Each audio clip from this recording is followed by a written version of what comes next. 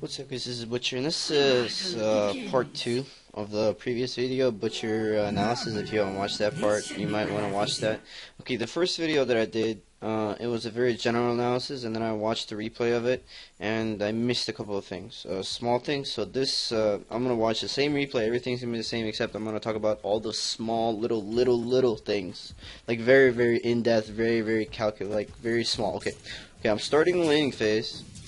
Okay, I'm going for this last hit. For this deny. This it just got below 50%, so I'm going for the deny. You want to, because okay, the whole point, I want his lane to push. I want his creeps to be as close to my tower as possible. So I'm going for the deny first. Like, that's it. See, I already hit it once at below. Okay, I hit it twice. Okay, sweet. Now I'm winning. I have a last hit and deny. Sweet, I'm winning the lane. And he fucked up. He didn't last hit it. Okay. So I want to harass him as much as possible right now, because he's level 1, I'm level 1, I'm much stronger. I'm not chasing him because there's a tower, and also I want to get the XP for these creeps. I haven't missed the XP for these creeps actually, so this is very good. I have level 2, I think he's level 1 or 2, it doesn't really matter for me, but I have level 2. And since the hook range is very long, I could be aggressive now. Like, he knows that. See, okay, this last hit, he's not getting this last hit. Deny, sweet. Because he was here, and I was here, so, like, just watch closely. Like, watch. Like, the amount of lane control in this lane is ridiculous. Oh, last hit is nice. He's got 1-1. He's got 1 last hit, I already have 3. So, like, I'm destroying him, and it's another last hit. Okay, sweet. Okay, see, he is, what, however many units away from his tower, so I'm getting close to him. I want to zone him out completely. He's not getting last hits, like, I don't even want him to get experience, man. I don't want him to get experience from his fucking lane. Okay, see? Now he's zoned out, I can deny as possible. Okay, and this is very good. The creeps, there's 3 creeps on his side, 1 creep on my side. And since he's already, like, midway to the river, this is my chance, this is my cue. If I would have missed that hook, I would have been very sad. But since he doesn't have boots, I kind of guessed a little bit, I kind of got lucky. Okay, so now I'm last hitting, nobody's gonna gank me, since nobody ganked me yet, like, I'm just last hitting. I don't need HP, so I'm not using myself. I'm gonna use all my tangos. I'm trying to get all the last hits, and also I want to deny as much as possible. Well, I'm not denying here because the lane is already pushing. But if my lane was pushing, or if my creeps were the same as his creeps, I would be denying as much as possible right now. Whenever a person dies, the opponent dies, you want to deny all the creeps when they're below 50% HP, and you want to just auto attack them, deny them, because he's not gonna get the XP for them, right?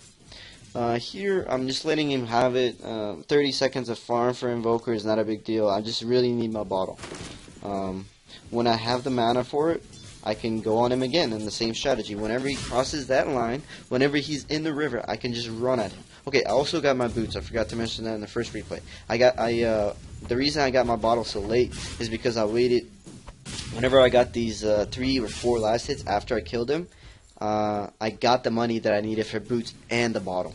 If I would have gotten just my bottle without my boots, this would have been harder because he wouldn't have had boots and I wouldn't have had boots, so that would have been harder. So I waited to get my bottle and my boots shipped to me at the same time because I got first blood and I had a lot of money, so I just waited for both. Not just one, for both. Okay, same thing here. I have boots, he doesn't have boots. This is very standard. Also, see, I'm denying as much as possible. I want his lane to push into my lane. Actually, here, the reason I am trying to kill all the creeps really fast because I really want a bottle. I really want a rune. So here, my goal is to go top, even though it's 3 minutes and 30 seconds. Maybe the top rune is not taken yet. Like, you never know. So I'm just checking top rune. So for me to check top rune, I need to kill all the creeps and then go check the rune. If there was 4 creeps, I couldn't really go check the rune because I would have missed XP for 2 or 3 creep kills while I was checking the rune, and I don't want that. I wanted to get all the XP for all the creeps in my lane as much as possible. So here I'm waiting for rune. And as you're going to see, I'm going to try to last hit. Oh, I didn't even try to last hit. I just went for rune because, yeah. I just want to, I needed to go early because I wanted to secure this rune 100%. If there was a Mirana or a Skywrath here, I would have zoned him out and gotten that rune. If I went a little bit later, I wouldn't have gotten that rune. Okay, here. Okay, he's going for this last hit. This is not a random hook. I could have, as you could see, I waited here for about 3 seconds. 3 seconds, I was just walking around in the fog. He went for this fucking last hit, and that's when you hook him. I didn't hook him before he went for the last hit because he was walking back and forth. Let's rewind that. This is very calculated, dude. Like, this is a small thing, but I could have missed that hook. Okay. Let's watch that again. This is the thing I'm talking about. Okay. See? Just watch. Watch closely. Watch closely. Watch. I'm waiting. I'm not hooking yet. I'm not hooking. Now I'm hooking. See? If a random person, like a different Pudge player, would just come up and saw the invoker, like, just going, like, in that general area, he would have just thrown the hook automatically. Just be like, okay, he's going to stay in that spot, or whatever. Like, maybe it's going to land, maybe it's not going to land. 50-50 chance. Since he was going for that last hit, he was in attack animation. I knew he was going to stand in that spot 100%. So then I hooked it right in the middle where he was standing when he was going for the last hit. And the hook is 100%. Or not 100%, but 90%. It's very, very accurate. Very, very easy. Like, very calculated hook. Very calculated hook. Like, that's actually a big play. Like, if I wouldn't have done that, if I wouldn't have waited for him to last hit it, there was a chance I was going to miss that hook. And that wouldn't have been a kill. That's a big deal. Apply this technique anytime. Anytime you're going for a last hit and somebody is moving around in between last hits, like the creeps are 50% HP. He's moving around. He's just walking around back and forth because he knows there's a Pudge in the game. Or most good players just do that. They just walk around. You never want to just stand in one spot if you're playing against a Pudge and just stand in one spot and wait for a last hit. Like you don't want to stand in one spot for 3, 4, 5 seconds. You don't even want to stand in one spot for 2 seconds. Sorry about that, guys. The pizza guy came in, I had to pay him, my bad. Okay, okay, it was to resume, but yeah, just hook people when they're going for last hits. If you're ever hooking people and they can't see you, so just take your time, be patient. That's what I was talking about when I said be patient. Okay, alright. This shouldn't happen 50 seconds after the rune is spawned. The rune is still there, so the opponents are pretty bad, but, I mean, I killed all the creeps, so I just had nothing else to do. Here again, actually.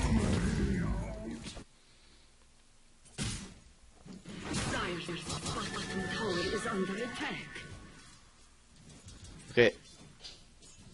I'm looking at this creep. This melee creep right there, I'm looking at that creep. I'm not hooking yet.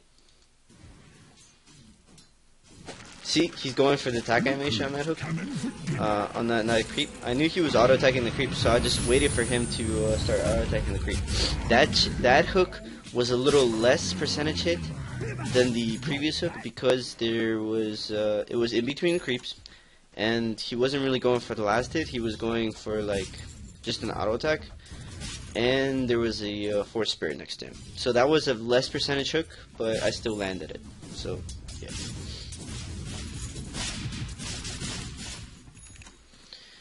And that pretty much wraps it up for the laning stage. I hope you see the biggest point is this. Deny as much as possible so the opponent's lane will push, which will get the opponent hero away from his tower, where you could just run at him, rot, slow him, and harass him. If he's too high HP, you can use maybe hook for harass damage, if you want to harass him to like half HP. If he's low HP, you could just hook him and then you just kill him. If he's about 30% HP, he doesn't have a stun, and you're about 60 to 70% HP, you can chase him into tower, kill him, and then run back. If you're very low HP, you can bottle in between tower hits if you need that, or salve in between bottle hits. I mean, in between tower hits, when you're like with the last 2 hits of a tower, the last 3 hits of a tower, you can bottle between. If you're man fighting against somebody and you have your bottle and your rot is below level 4, it's 1, 2, or 3, you can bottle while you're rotting. So suppose you're auto-attacking each other and you're going up against Shadow Fiend. He attacks you, you bottle, you regen maybe 50, 60, 70 health before his next auto attack. He attacks you again, you bottle up, you reach another 50 HP, and that could be the difference between life or death, right? So just keep that in mind. Also, when a Pudge is chasing, when you're chasing, you can bottle up, and that will regen all of the bottle charge. If you're going up against Shadow Fiend, you could do against Pudge, you could do the same thing. He attacks you once, bottle up. Even though he's rotting you, it's not going to cancel the bottle unless he auto attacks you. If he just chases you with the rot, you can bottle, and unless he auto attacks you, the rot is not going to cancel the bottle, so you're going to have more effective HP, and that could mean the difference between life and death. Oh yeah, I wanted to go over a few more things.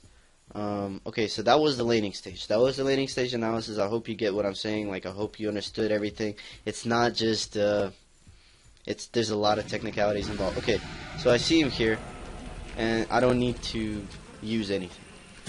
Like, I have an urn. After I kill him, I'm just gonna earn myself. I don't need to use anything. I don't need to hook. I don't need to dismember. I don't need to do anything. So I want to conserve my mana. Here, this is where I use my hook. If I would have hooked the Lifestealer before this, I would have killed the EPL, right? So you want to wait for opportune moment. I have three urn charges, so everything is easy. Everything is Gucci. Here, I just dismembered him. I actually didn't need to dismember him, but the only reason, actually I did, because he slowed me. So if I was just gonna chase him, he might have outran me, because I was slow due to his slowy thing. So that's when I used the dismember. If I attacked the Lifestealer, when I ganked the Lifestealer, if the Lifestealer would have slowed me, I would have dismembered him.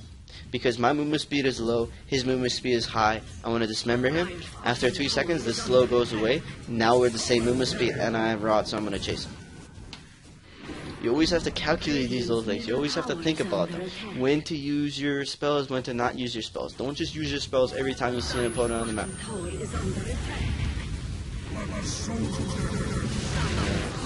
It's pretty simple.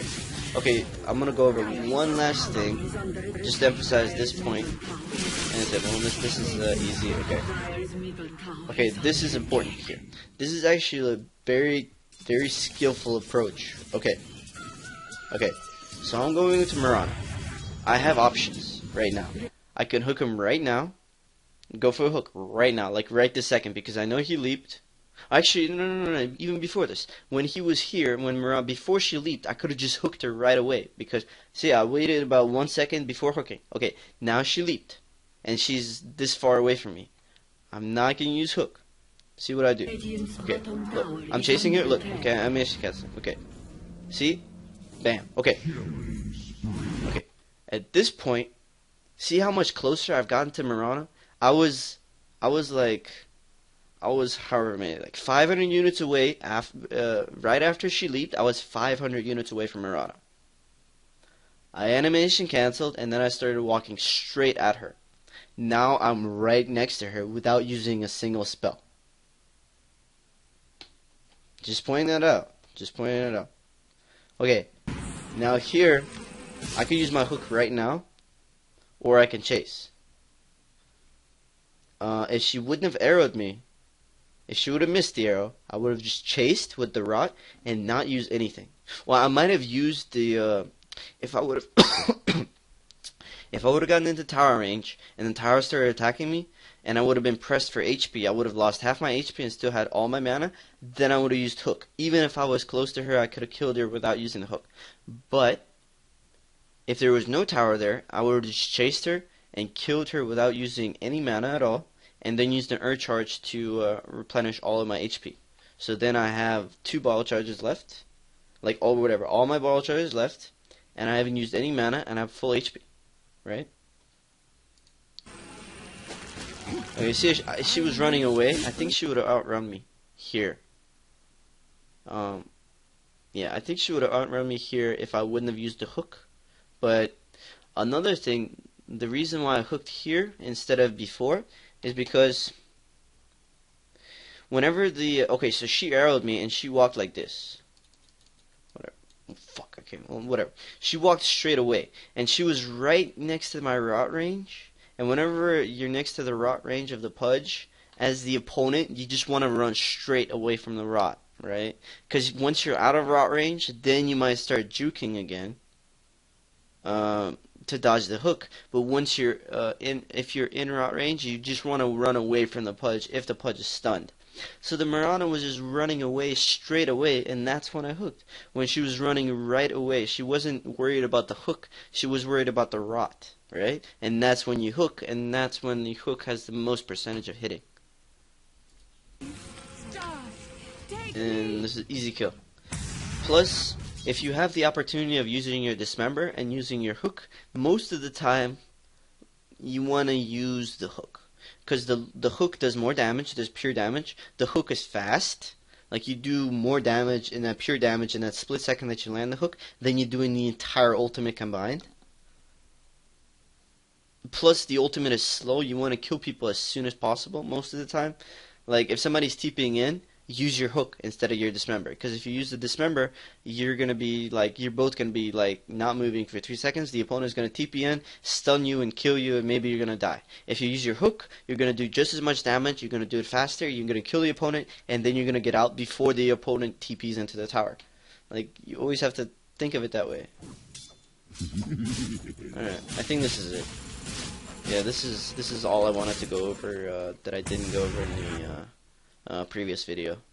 Again, tell me what you think in the comment section below. Do you want more of these kind of videos? Actually, I'm just gonna make these kind of videos, I think. Yeah. But yeah, thanks for watching. I hope this helps. And this is very, very technical, but these small things, man, they make such a huge fucking difference in your gameplay. Like, it can mean the difference between getting a kill and not getting a kill. And the worst thing is you use your mana and you miss the hook because you threw it out at the wrong time. Like, you always like, and it's split second decisions. You always have to know when to back out, when to go in, when to hook, when to not to hook, and everything changes. Like, whenever somebody TPs in and whenever somebody doesn't TP in, you always have to analyze everything in the gameplay, and this just comes with time. But if you put your effort in and you concentrate, you'll get better at this faster than if you don't do stuff. And I think these kind of replays are good because if you're just starting Pudge, or if you're a media Pudge, or whatever, you want to improve at Pudge, watching somebody do something right is easier to copy than just a person telling you theoretically, this is what you should do, this is what you shouldn't do. Watching it in person helps. That's why you should watch streams of professional players playing in pubs. Watch what they do, and then you learn different things instead of somebody just speaking everything theoretically and speaking everything in general. Sometimes you need to focus down and focus on the little things. Okay, good luck, guys. Hope this helps.